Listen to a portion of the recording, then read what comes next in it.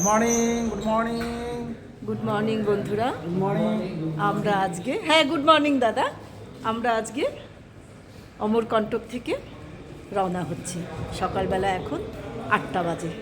আমরা বেরোবো, বাসে উঠবো, এরপরে বাসে আবার কথা বলবো।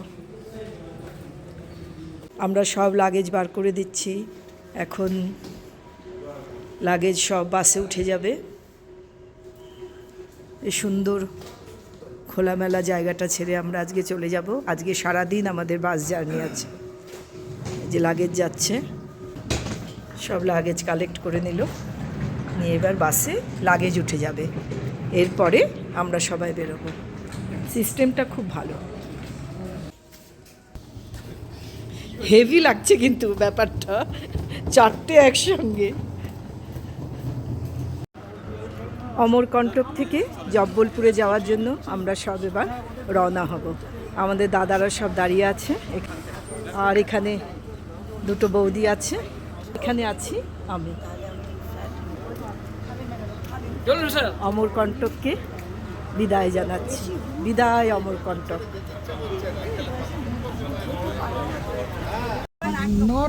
বাসে উঠে পড়লাম। এখন দিদি ভাইরা সব বাসে উঠেছে, দাদা ভাইরা সব নিচে দাঁড়িয়ে আছে, রোদ্দুর পোয়াচ্ছে। এই হাই করো একটু, দাদা হাই করুন। সবাই আমাদের সহযাত্রীরা এখানে আমরা আছি। এখন আমরা বাসে বসে পড়ব, বসে পড়ে আমরা যাব জব্বলপুরে। আরে দিদিমণি, good morning. Good morning, very good morning. আমরা তাহলে অমরকণ্টককে বিদায় জানিয়ে, প্রণাম জানিয়ে রওনা দিচ্ছি জব্বলপুর। একদম একদম। দিদি ভাই থ্যাংক ইউ। আমরা এখান থেকে এবারে রওনা দিচ্ছি। হয়ে গেল এখানকার পাঠ। চলো। একদম। বাস চলতে শুরু করলো। মোটামুটি বাসে সবাই একটু ঝিমোচ্ছিল, কারণ একটা ক্লান্তি তো থাকেই। ঘুরে বেড়াচ্ছি কদিন থেকে, বাসে বাসে যাওয়া আসা হচ্ছে। আমি কিন্তু ঘুমাইনি। আমার চোখ ছিল কাচের বাইরে প্রকৃতির দিকে, আর একটু একটু ভিডিও করার তো ইচ্ছে আছেই, এবং করছিলামও। যাওয়ার পথে একটা ব্রেক নেওয়া হয়েছে। এখানে আমরা একটা পেট্রোল পাম্পে দাঁড়িয়েছি। সবাই তস্তেত ঘোরাফেরা করছে। সুন্দর রোদ, আর খুব বেশ ভালো ওয়েদার, ভাল লাগছে। ঠান্ডা ঠান্ডা আছে, আরাম লাগছে। বাসের মধ্যে বেশ গরম, আর এই বাইরে বেরিয়ে খুব আরাম লাগছে। যে কোনো পেট্রোল পাম্পে দাঁড়ালেই আমি দেখি পেট্রোল পাম্পগুলো খুব সুন্দর গাছ দিয়ে সাজানো। আমি কিন্তু সেই গাছগুলো লক্ষ্য করি। আমার খুব ভালো লাগে এই সবুজ দেখতে। Break complete. এবার আমরা আবার বাসে উঠছি।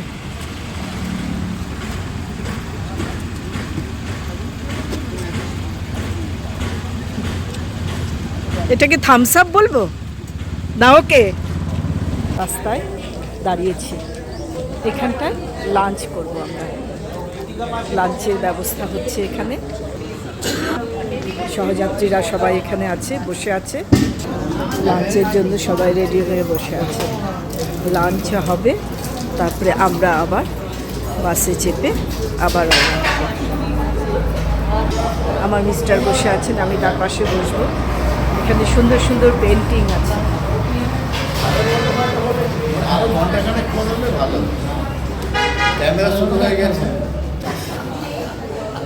এই দেখুন, পাচ্ছেন দেখতে? না, আপনি বলছেন যে ক্যামেরাম্যানের ছবি আসছে না, সেই জন্য দেখালাম। সকাল 8টায় বেরিয়েছিলাম, কাছাকাছি পৌঁছে গেছি। আজকে আমরা রাত্রে জব্বলপুরে থাকব, হোটেলে। জব্বলপুর স্টেশন, লাইন বরাবর যাচ্ছি আমরা।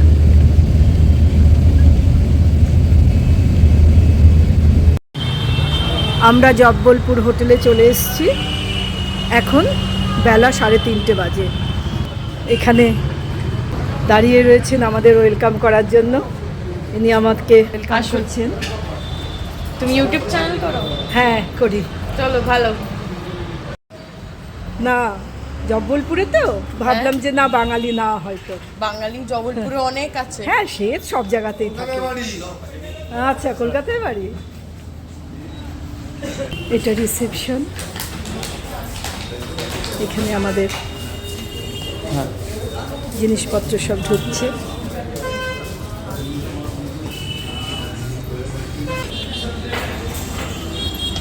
আমাদের সহযাত্রীরা সব আসছে, তাদেরকে ওয়েলকাম করা হচ্ছে।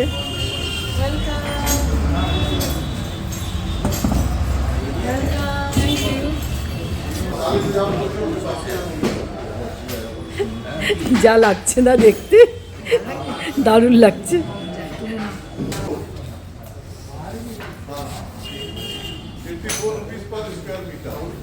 আমার মিস্টার আসছেন, আমার মিস্টার আসছেন।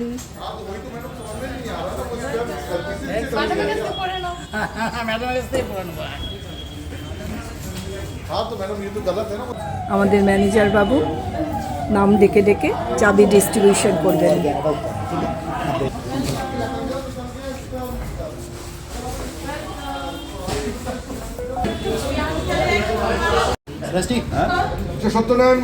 চাবি ডিস্ট্রিবিউশন হচ্ছে।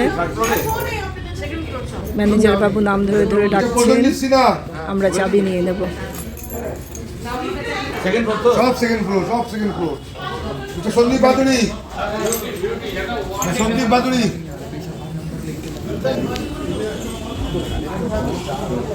প্রমোদ কুমার সর্দার,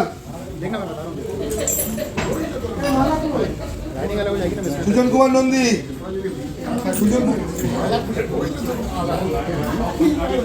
সুশান্ত কুমার সিং। 207 নাম্বার আমাদের। 207 নাম্বারে যাই, দেখি।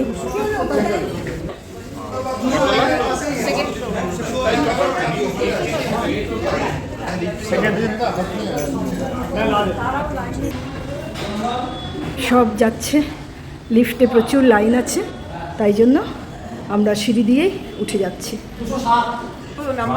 আমাদের 207 নাম্বার রুমে ঢুকি এবার। হ্যাঁ রুমের দরজা খুললাম।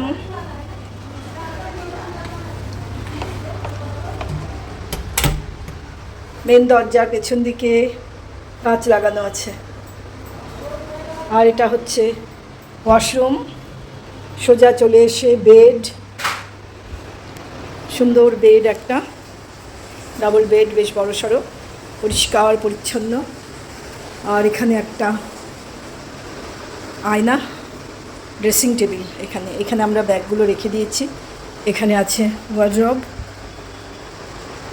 আর ওইদিকে সোফা, দুটো সোফা। এখানে একটা সাইড টেবিল, এখানে ড্রয়ার আছে, ফোন, মেনু কার্ড, দুটো জল রাখা আছে। এখানে চায়ের ব্যবস্থা আছে।